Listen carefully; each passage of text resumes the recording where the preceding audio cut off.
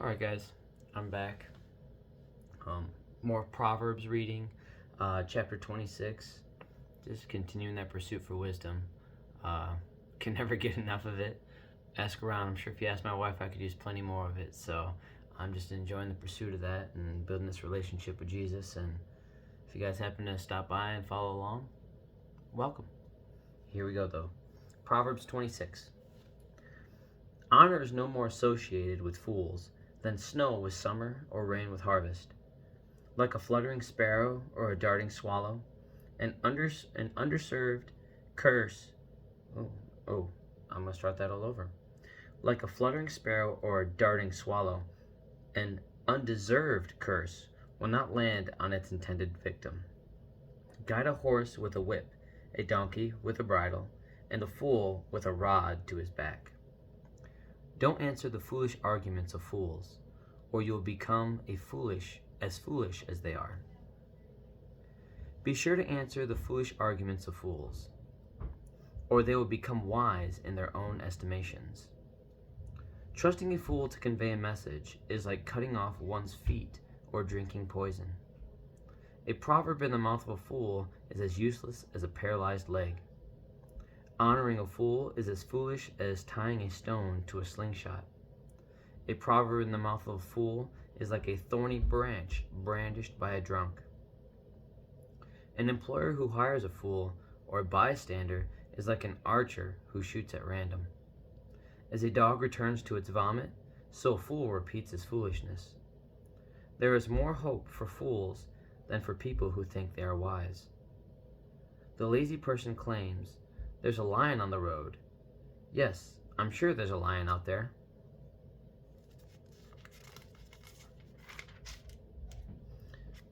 As a door swings back and forth on its hinges, so the lazy person turns over in bed. Lazy people take food in their hand, but don't even lift it to their mouth. Lazy people consider themselves smarter than 7 wise counselors. Interfering in someone else's argument is as foolish as yanking a dog's ear. Just as damaging as a madman shooting a deadly weapon is someone who lies to a friend and then says, "I was only joking." Fire goes out without wood, and quarrels disappear when gossip stops. A quarrelsome person starts fights as easily as hot embers light charcoal or fire lights wood. Rumors are dainty morsels that sink deep into one's heart. Smooth words may hide a wicked heart, just as pretty glaze covers a clay pot. People may cover their hatred with pleasant words, but they're deceiving you. They pretend to be kind, but don't believe them. Their hearts are full of many evils. While their hatred may be concealed by trickery, their wrongdoing will be exposed in public. If you set a trap for others, you will get caught in it yourself. If you roll a boulder down on others, it will crush you instead. A lying tongue hates its victims, and flattering words cause ruin.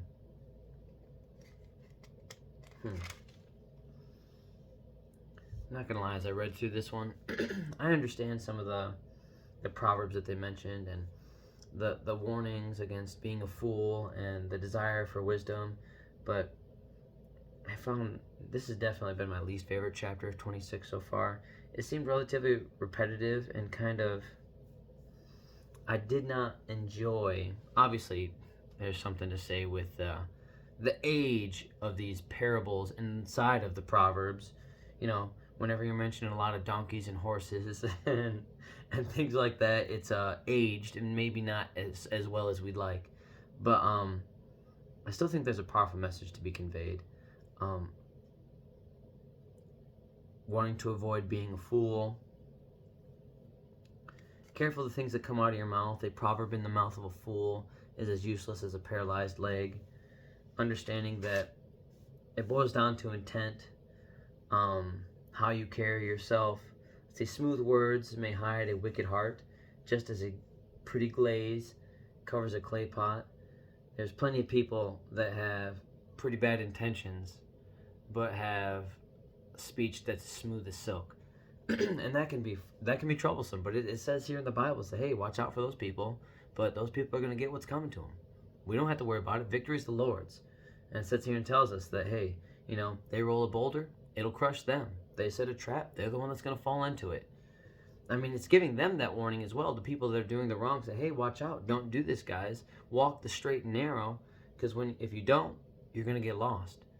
And it says the many ways and how they get lost. I didn't enjoy all the parables in 26, I'm not going to lie. But we'll see if they rally in 27.